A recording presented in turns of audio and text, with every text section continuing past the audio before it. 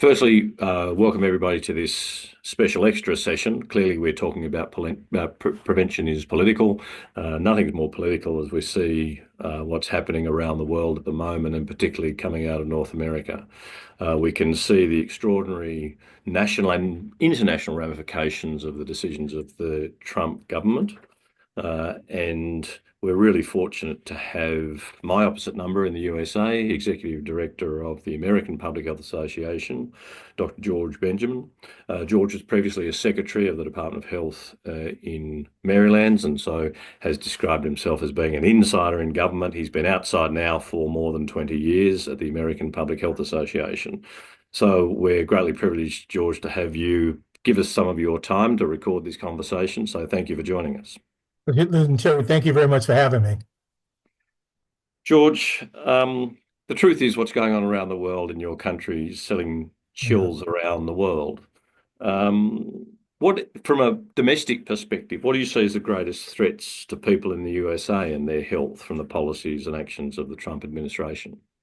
The biggest challenge that we have is the fact that this administration has yet to articulate a coherent plan to improve the health of the American people.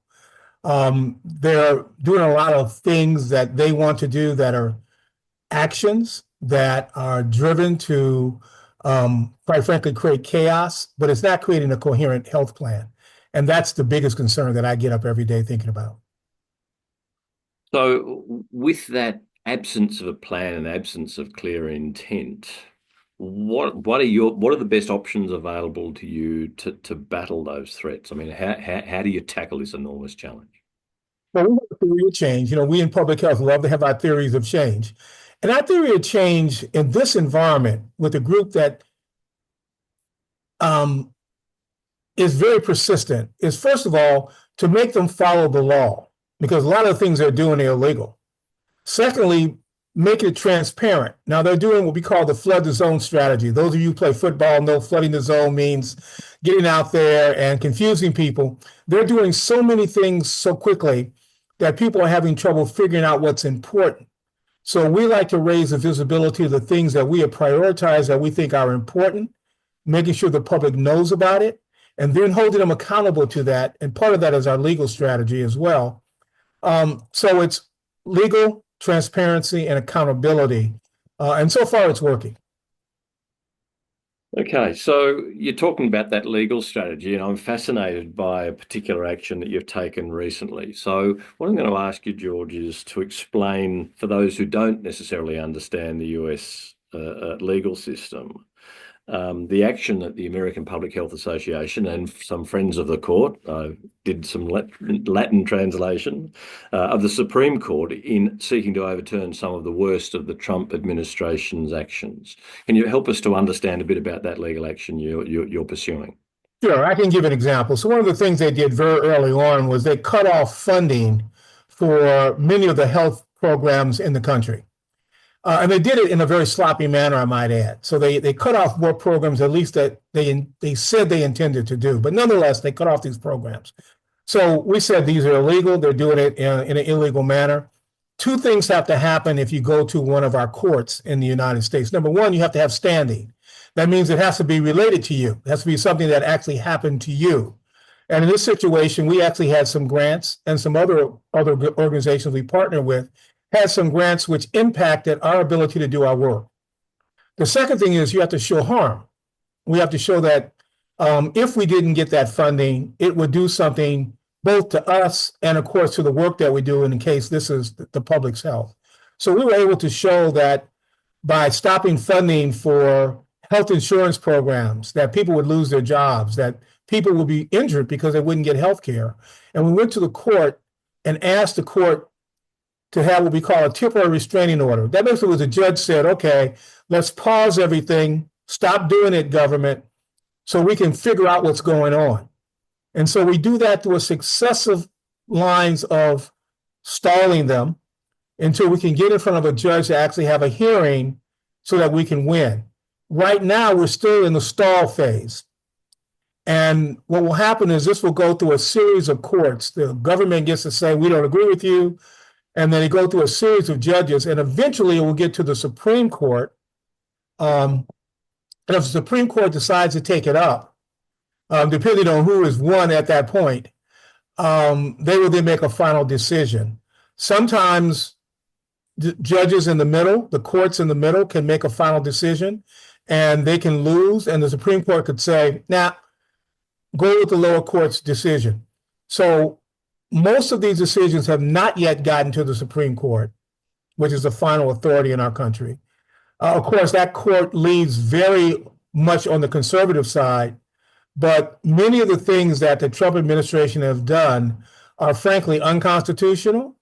And it's not just what they've done, but in many cases, they've done it in such a sloppy manner that they're losing on process rulings, in addition to the merits. So it's a long process, but at least so far, the dollars are beginning to flow again to public health programs. So the dollars are starting to flow again as a result of the action that you've already taken. Is that what you're saying? They are, but now what's happened is, because in some cases the dollars are flowing, where they can make a big cut during the legal process, they have begun doing that. So initially they just did things kind of willy-nilly, as they say, off the cuff. But just 2 days ago, they pulled back $11 billion from governmental public health, because the rationale was these were dollars that were appropriated during the COVID pandemic, and the rationale is the COVID pandemic is gone, so therefore we can pull these dollars back. Now, there will be a lawsuit to oppose them, and the rationale will be, while they have the right to pull the dollars back, they didn't do it properly. So, George, the kind of programs you're talking about, dollars being taken out of, they're things like cancer screening, immunisation. Is that the kind of programs that you're talking about seeing being under threat? Yeah, they stopped everything. They stopped every public health program you can think of. They literally totally stopped all health government spending. They intended to try to keep some of the healthcare, insurance programs going, but the way they did it, some of the reimbursement programs that pay clinicians and programs, those stopped too. So they were just very sloppy in what they did. It's a breathtaking and frightening prospect, George, I have to say. But I'm now going to perhaps think very narrowly in putting my Public Health Association of Australia CEO hat on and think, would I run a legal case against the Australian government? And my first thought would be, my pockets are far less deep than theirs. Will I be outspent in the court and lose simply on the basis of not being able to participate in the fight? Is that something you have to wrestle with? We do in a way, but we have public interest lawyers who are doing this pro bono for us. So far, they're not charging us legal fees to do this. But even if we had to do this and had to raise the money and stand up on a corner with a coffee cup collecting money, this is so important. The real concern, of course, is the fact that this is a very vindictive administration, and we know that they're gonna come after us in some way. But the beauty of being over 150 years old, The organization, not you, George. Let's make that clear. Which APHA is, yeah, is that we have worked in a bipartisan manner. We've worked with both conservative and progressive administrations. We have friends in lots of places. But more importantly, we're right, and we're not alone. So while we are one of the groups that have certainly been in the fight, as they say. We're doing everything above board. We're doing things legally. We're doing things that are really within our within our wheelhouse. Things where we know we're right and have the right authority to address it. And we've turned down things that were kind of not quite right for us, so that we want to be viewed as the most creditable people in the room when we make a statement. Okay. So that sounds like a wise strategy. But George, clearly you and I both know that the decision of the Trump administration are going well beyond public health and our immediate interests, and it's across the broad range of public policy issues. So one of the questions that's certainly been exercising my mind is, do you believe the governance structures in the US, the checks and balances that are in place for all governments and all democracies, do you think they're sufficiently robust to deal with the threat that's created by this Trump administration? I'd be fooling you if I tell you that our checks and balance systems are not being stressed. And they've done a lot of things to take apart a lot of the checks and balances in our system. They've fired a lot of our inspector generals. They've closed a lot of the offices who are dedicated to doing these checks and balances. But the media, the private interest lawyers, they're hanging in there with us. Now, their new strategy is to go after the law firms. They've begun threatening the law firms. They've had a couple that have folded and cut a deal with them, but they've gone after the law firms and threatened them. And at the end of the day, they've also threatened judges. All I know is never, ever, ever threaten a judge. And I think at the end of the day, the legal profession will stand up to them. I have confidence that that will happen. And also, I can tell you that, America is definitely a nation of the people, by the people, for the people. And what's happened is through their strategy of upsetting so many things at one time, yeah, it's confusing and it's difficult for us to figure out what to do first sometimes.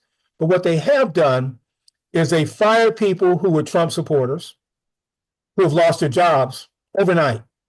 They've cut funding for programs that support Trump supporters who voted for him. And so what's happening is we're beginning to get a grassroots civilian rebellion, legal rebellion, but their legislators are being challenged about what they're going to do to fix this. So they've created a problem that is going to continue, and the cuts haven't quite hit a lot of those local people. They've lost their jobs, but all of a sudden, the day somebody cannot get their Social Security check on time, and they can't pay their housing bill, or they can't buy food for their family, and we're getting a lot of, as they say, regret from people who were ambivalent of the administration, may or may not have supported Trump, but were ambivalent, who are now clamoring for retribution and change. George, the ramifications are clearly enormous domestically, but we're also seeing it roll out internationally. Cutting of funding of the World Health Organization, changing the face of that organization, international programs being cut, removal of things like cervical screening programs in low and middle income countries. This seems to be fundamentally undermining, challenge, even destroying America's reputation internationally. Does that matter in the USA? Do those ramifications of this administration play out in the domestic debate about what's going on at the moment? Our public is always a bit confused about our domestic activity. They think that we spend a lot more money domestically than we do. And of course, this administration is very good at playing off the international support for domestic support. But I think most Americans understand that we want to be amongst the leadership of the world, and we want to be good partners. And we are making a pretty good case, I think, in the public debate about the importance of us being world leaders and being competitive. And, we always like to find a bad guy out there somewheres. And while, right now they're kind of picking on China, on the science and technology world, Americans are highly competitive, as you know. And, we're putting this debate in competitive terms. And we're letting people know that if we don't continue to invest in science and technology, if we don't continue to engage with our partners around the world, we will lose any kind of status where we are leaders or where we are involved in science and technology and education, and the things where we do excel. And so people are beginning to understand how important it is for us in a globalized world where the hamburger that you eat doesn't come from one farm, the car that you produce doesn't come from one part of the country or one nation. And people understand globalization now that they've never understood before. George, we could talk for hours, I'm sure, and maybe on another time we'll get a longer chance to do so. But I'm going to ask you to finish up with a couple of kind of high level kind of reflections. One is, what are your greatest fears for the next 4 years? And the second is, if you can weave in some of your greatest hopes for the next 4 years, and then perhaps invite you to suggest what people from outside the USA, whether it's governments or civil society, can do to help you in your fight. I think that we have to understand that this is a marathon and not a sprint. These folks have been in basically 9 weeks, and they've caused all this international chaos. And we understand their agenda, but I think if we understand that this is a marathon, that we need to pace ourselves, and again, we need to focus on the important things that are right in front of us. I'm an ER doc, an emergency physician, so I think triage all the time, and realize that so we don't wear ourselves out, right? And we're going to have some crew rest for people so we can put them back in the game as we do this cycling. I think the thing that makes me optimistic is the fact that not only are they trying to wear us out, but you can't continue to do this kind of terrible stuff to people. At some point, you lose their respect and confidence. And if there's something that we could get from you folks, my ask is to hang in with us. This is not what the American people are about. We did not ask for this. This is one guy and a small set of cronies who are really driving an agenda that has been building up over years of very, very, very conservative, far-right ideology ideas that they're trying to put in place all at one time. They have failed over the last 40 years to get most of this stuff done. And my view is that they're going to fail again. George, I know we could talk for longer, but I'm going to thank you very much for your contribution. It remains an enormously challenging issue. I know a lot of people have been thinking and wrestling with this and asking me, what can we do to help? I think that message of walking alongside you and the American people who are fighting this fight and making as much of a constructive contribution to that, whether we represent to our own governments, whether we talk about it amongst our own friends, or whether we even think about our engagement with the US, whether it's through travel or through whatever other mechanisms, understand that there is a bulk of the American people who want to try and file off some of this, let's be frank, lunacy, and try and diminish the damage that's being caused not only to your people, but people around the world. So, George, really grateful for your time and thanks for your contribution. Jerry, I thank you very much. And have a wonderful meeting, by the way, folks. Good on you. Cheers.